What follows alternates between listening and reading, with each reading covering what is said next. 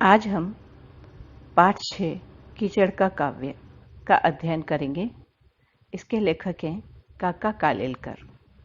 काका कालेलकर ने कीचड़ की उपयोगिता बताते हुए कहा है कि हमें कीचड़ के गंदेपन पर नहीं जाना चाहिए, अपितु उसकी मानव और पशुओं के लिए क्या उपयोगिता है, इस पर भी ध्यान देना चाहिए।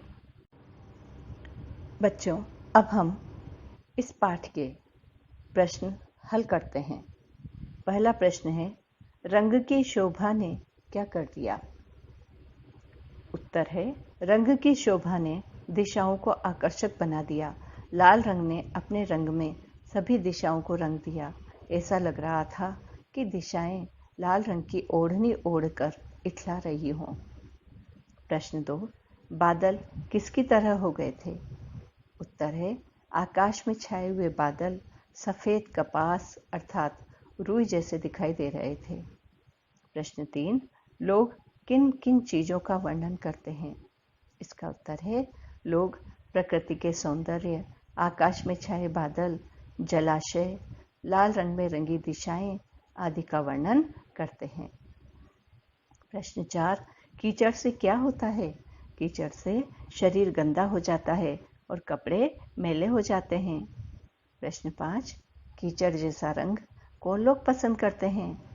इसका उत्तर है, कीचड़ जैसा रंग कलाभिज्ञ अर्थात कला को जानने वाले, फोटोग्राफर जिन्हें छायाकार भी कहा जाता है, चित्रकार, मूर्तिकार, सामान्य व्यक्ति भी पुस्तकों के गत्तों, घर की दीवारों पर तथा धनी लोग अपने कीमती कपड़ों के लिए कीचड़ जैसा रंग पसंद करते हैं।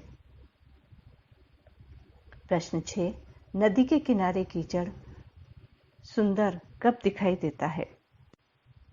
इसका उत्तर है, ज्यादा गर्मी के कारण जब नदी का कीचड़ सूख जाता है तो उसमें दरारें पड़ जाती हैं।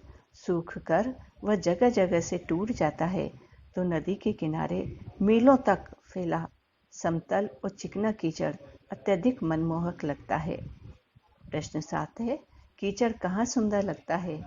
इसका उत्तर है, कीचड़ नदी के किनारों पर मनमोहक लगता है। प्रश्न 8, पंख और पंकज शब्द में क्या अंतर है?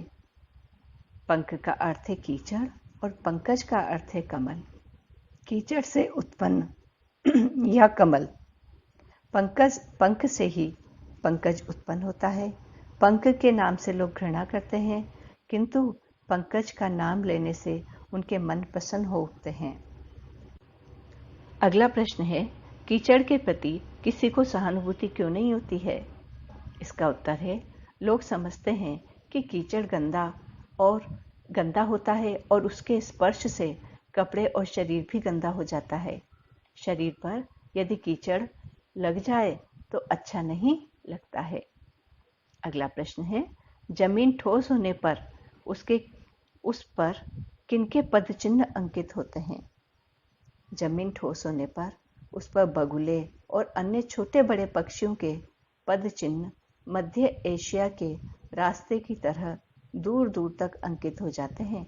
जब कीचड़ ज्यादा सूख जाता है तो गाय, बैल, पाड़े, भैंस, भेड़, बकरे आदि के पद चिन्ह उस पर अंकित हो जाते हैं। अगला प्रश्न है, मनुष्य को क्या भान होता है जिससे वह कीचड़ का तिरस्कार न करे? इसका उत्तर है, यदि मनुष्य को यह भान होता कि हमारा पोषण करने वाला समस्त अन्न इसी कीचड़ से उत्पन्न होता है तो मनुष्य उसका तिरस्कार कभी नहीं करता। अगला प्रश्न है, पहाड़ लुप्त होने पर कीचड़ की क्या विशेषता होती है? दोबारा बोलती हूँ मैं प्रश्न, पहाड़ लुप्त कर देने वाले कीचड़ की क्या विशेषता है? इसका उत्तर है, खंबात में मही नदी के मुख के आगे इतना कीचड़ फैला हुआ है कि ऐसा लगता है कि उसमें हाथी नहीं अपितु पूरा पहाड़ भी लुप्त हो सकता है, अर्थात उस कीचड़ की गहराई बहुत अधिक है। अगला प्रश्न है, कीचड़ का रंग किन किन लोगों को खुश कर देता है? इसका उत्तर है, कीचड़ का रंग श्रेष्ठ कलाकारों, चित्रकारों, मूर्तिकारों और छायाकारों को खुश कर देता है। कलाभिज्ञ अर्थात कला को जानने वाले भट्टी में पकाए हुए मिट्टी के बर्तनों पर यही रंग करना पसंद करते हैं। छायाकार कीचड़ के रंग को वार्म टोन कहकर खुश होते हैं। वे पुस्तकों के गत्तों पर, घर की दीवारों पर और शरीर के कीमती कपड़ों पर कीचड़ जैसा रंग पसंद करते हैं। अगला प्रश्न है, कीचड़ सूखकर किस प्रकार के दृश्य उपस्थित करता है? इसका उत्तर है, कीचड़ में सूखने से जब दरारें पड़ जाती हैं तो वह सुखाए हुए खोपरे जैसा दिखाई पड़ता है। खोपरा नारियल को कहते हैं। जब उस पर बगुले और अन्य पक्षी विहार करते हैं तो वह मध्य एशिया के दूर दूर तक अंकित रास्ते की तरह दिखाई देता है।